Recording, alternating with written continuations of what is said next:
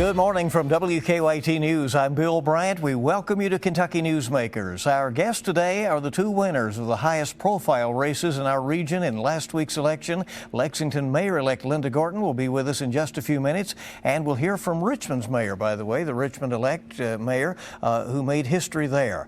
But here with us first is the just re-elected congressman from the 6th District, Andy Barr. It was a tough fight for the Republican who represents the 6th in Central Kentucky and D.C.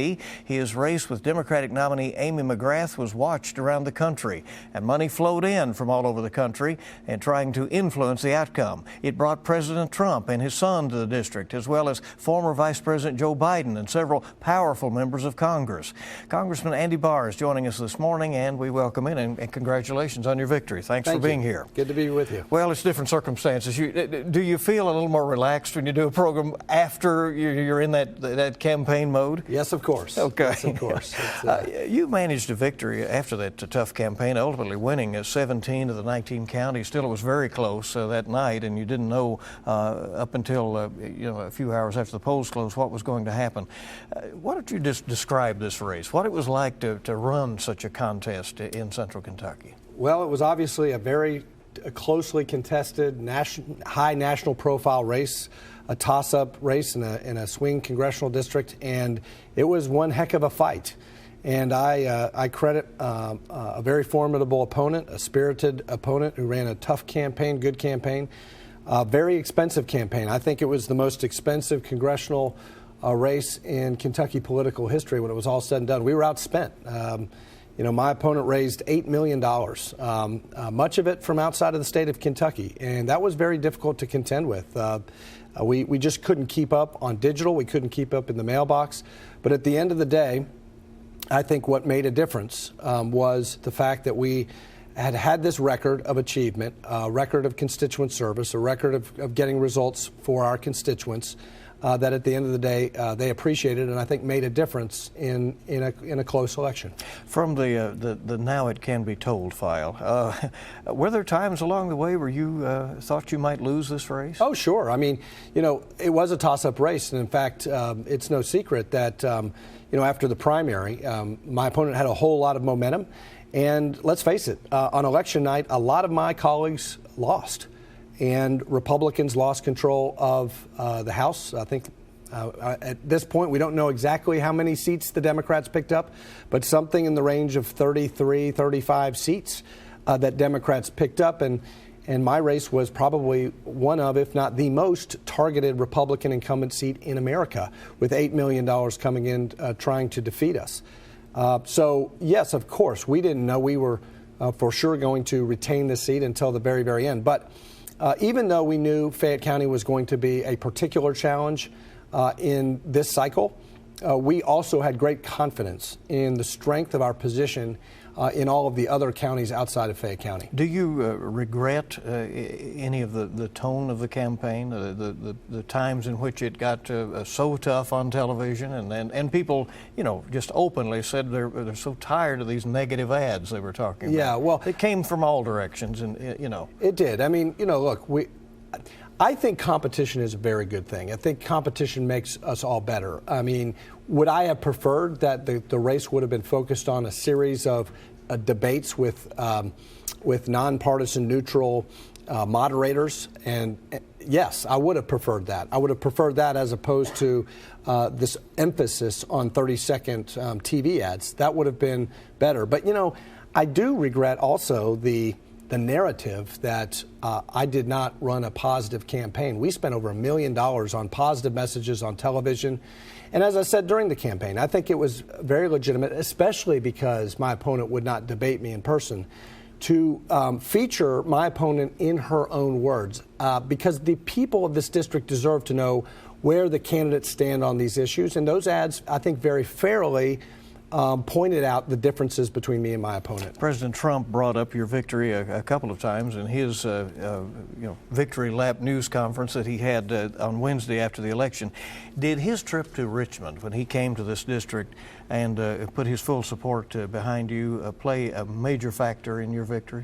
It was definitely, it played a role, for sure. And we knew, given the president's popularity in the counties outside of Fayette County, that that we needed to motivate and energize the president's supporters in my congressional district, a congressional district that voted for the president by 15 points. We knew that if we had the large turnout, particularly outside of Fayette County, that we were going to win this election. And the minority of voters that supported my opponent in Fayette County, we knew was not enough to overcome the majority of voters of this congressional district that did support me and the president out in the rural counties. So the turnout in the rural counties was a very important focus in this race. Is it frustrating to you to have grown up in Fayette County and gone to the public schools here and law school here, and then lose by 25,000 votes in Lexington? I know you've said that you want to hear from people right now about what it is that they'd like to see, and I think you've made some particular outreaches even since Election Day to people in Lexington. Absolutely. In fact, I just spoke yesterday with Mayor-elect Linda Gorton. She told us that. And we look forward to working with her and her new administration. And yes, whenever you have a competitive, closely contested election, it's a report card. And you got to look at and have, a sense of humility and look at areas in where we can improve.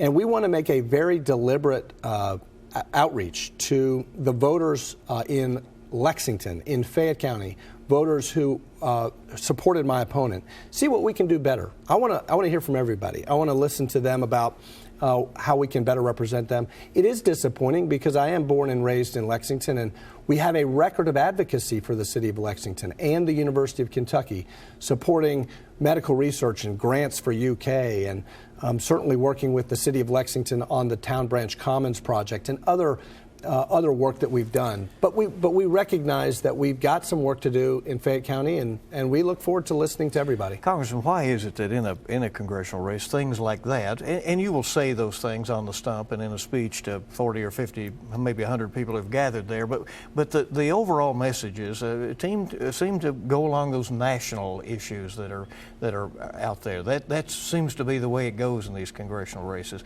Do you wish there was more emphasis on what the needs are and what may be being done locally in these races? I do. It was extremely frustrating to me that we didn't have an opportunity to have some of these debates. What I did do, I spent about $100,000 on advertisements, focusing on our accomplishments and results in newspapers and publications around the district. We communicated in this campaign in many ways outside and beyond and separate and apart from the television. Of course, that's a critical and most expensive part of our campaign messaging. But we also talked about our accomplishments and our record of success and the work we had done locally in each community. And we did so in the mailbox, we did so in newspaper advertising, and we did so door to door. And it was also frustrating to hear in the final days of the campaign, my opponent's campaign being described as the grassroots clipboard campaign and our campaign bringing in all of these high-profile figures. The reality was, by the end of the campaign, we had knocked on over 300,000 doors in central Kentucky over the past several months, and we had left literature that was very positive, substantive, and focused on our record of accomplishments for this district and for the people here. I think that did make a difference in a pretty close election. Just re-elected Congressman Andy Barr is with us here on Kentucky Newsmakers. He'll be going back to Washington in the minority in January, and that is new territory for him. We'll ask him about that, what his priorities are now in this new term. We'll be back on Kentucky Newsmakers, and later, Lexington's Mayor-elect Linda Gorton. Welcome back to WKYT's Kentucky Newsmakers. We are visiting with 6th District Congressman Andy Barr, who has just been reelected to another 2-year term. You'll be returning to Washington, though, when the new Congress sits in January in the minority. You have never been there before in your tenure. How do you anticipate operating now that the Democrats will have the gavels and they'll be in charge? Well, I've got a lot to learn, and I want to talk to some of my colleagues who have served in the minority and what the differences will be. Obviously, I will lose my gavel as a chairman of a subcommittee. I will hopefully retain a position as a ranking member, meaning that I'll be the top Republican on that subcommittee, and still have influence, obviously, in that regard. But, this is a divided country. What I love about my congressional district is it does have the diversity, the ideological diversity of the whole country, with the urban liberal core, kind of moderates in the suburbs, and very conservative rural voters.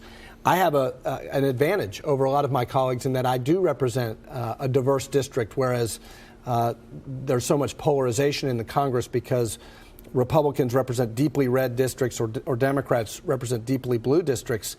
I have a chance now in the minority to work across the aisle, bring people together, and unite the country. I think there's opportunity in divided government, maybe opportunities that don't exist when there's a unified Republican or a unified Democrat government. I think we can do some important things on immigration, fixing guest workers, the guest worker programs, DACA, and border security.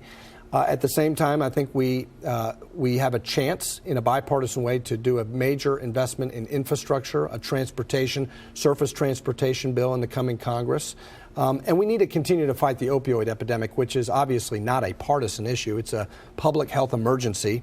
And we all need to come together in every district, and whether we're Republican or Democrat, and continue to fight that problem. So you see some opportunities for compromise and maybe some progress in this situation? I do. I mean, Democrats, for example, and my colleagues have been talking about more infrastructure for quite some time. This president is a builder, and he wants to go into 2020 with a big accomplishment on rebuilding the country. The American Society of Civil Engineers says that our infrastructure system in America has a grade of a D+. So we've got a lot of work to do to rebuild our crumbling infrastructure. Again, immigration, there's a chance for reform if people are willing to compromise. We do need border security, as I stressed during the campaign very vigorously. Democrats want to fix for DACA. We want to fix for DACA as well. And I want to see, especially for the equine industry and the agriculture sector here in central Kentucky, I want to fix to the guest worker problem that we have. I think there's an opportunity for, if people come together in good faith and not just fight the president, come together with this administration and get that done. You are going back to work this Tuesday. You'll continue to be in the majority at that time. But America is kind of moving into, the transitional period and into the holiday period and so forth. Is there much that the Republicans plan to try to get done while still in the majority a few more weeks? Well, we have a lot of work to do. This is going to be a busy stretch before the holidays because... there was some mention of making tax cuts permanent. Is it realistic that you could get something like that done? Well, without reconciliation, you need 60 votes in the Senate to do that. Without the reconciliation process, we've already passed a bill out of the House that would make the tax cuts permanent. The question is, can the Senate get there? I'm not sure. But I do think there's an opportunity for a tax bill, a technical corrections bill, that would clean up and improve some of the provisions in the tax cuts. There's an outside chance of some agreement on immigration, perhaps. But I do think we've got some immediate issues we've got to take care of. The National Flood Insurance Program is expiring at the end of this month. We've got to get that done because of the flooding and the hurricane damage down in the southeast. We have to reauthorize the Violence Against Women Act. That is coming up for expiration. We need to make sure that does not lapse. We have a farm bill. The House has passed a version. The Senate has passed a version. I'm very interested in getting Senator McConnell's provision on industrial hemp included in that farm bill. And then we have appropriations. We have year-end appropriations that we have to get done for fiscal year 2019. Quickly, for people who come to visit you in Washington, you'll be moving your offices, and that's because your seniority increases, right? Yeah, while I move to the minority, and in that regard, my influence maybe is diminished a little bit, my overall influence will grow because I'm moving up in terms of total seniority within the Congress. There's so much turnover, not just because of this change from the majority to the minority, but because there's so many new members coming in. I'm moving up and I'm going to be able to carry a greater amount of influence. Thank you for coming, Congressman. Great to be with you. Coming next, the Mayor-elect of Lexington, Linda Gorton, joining us on Kentucky Newsmakers.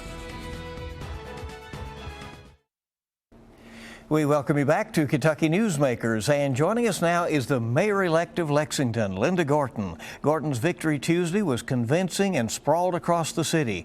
Now she's getting ready to set up her administration at City Hall, and in fact is just about to announce her transition team.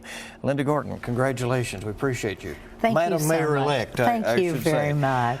You've expressed that even you were surprised by the breadth and the margin of your victory. How do you think it all happened?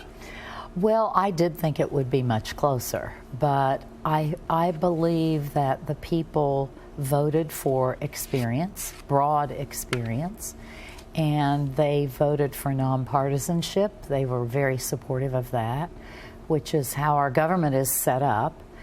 And so it was a statement about some things like that, and a very strong statement.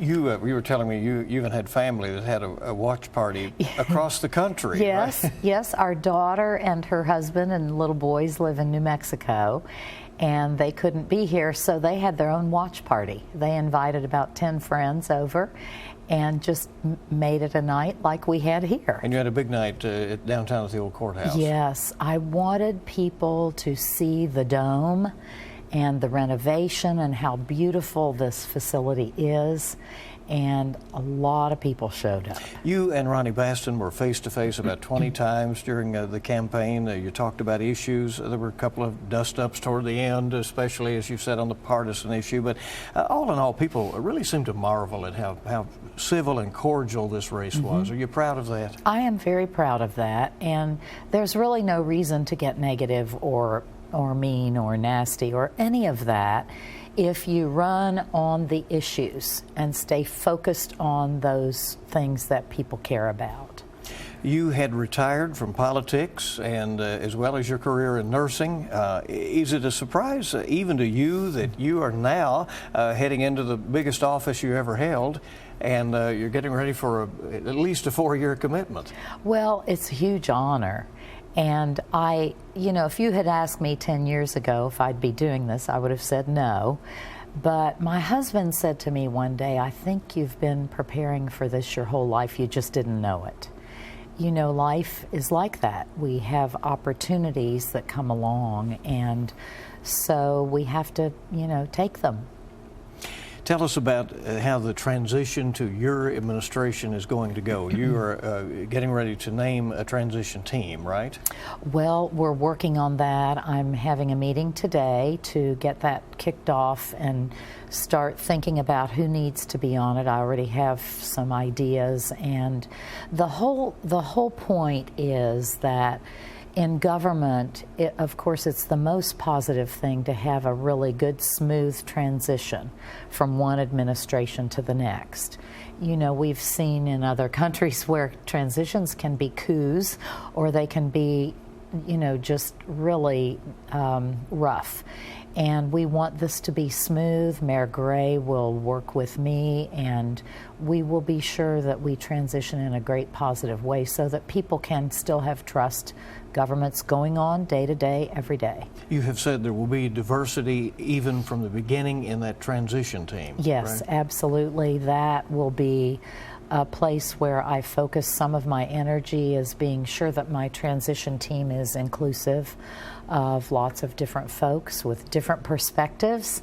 And the idea for the transition team will be to look at government, kind of do a SWOT analysis, if you will, and see where our strengths are today, where our weaknesses, our opportunities, our threats, and how to go forward. What are your top priorities as an issue set going into the mayor's office? Number one, I want to focus, as I've said through the whole campaign, on this addiction issue, because I think that the positives that can come out of that for people, for lowering crime, and just for making us a better city will be huge. So I'll be looking to set up this multidisciplinary group that will work toward a strategy to go forward on the addiction issue. And often crime follows that. Absolutely. And that is, so those two things are where you're headed first. Yes, that will be a kind of a two-issue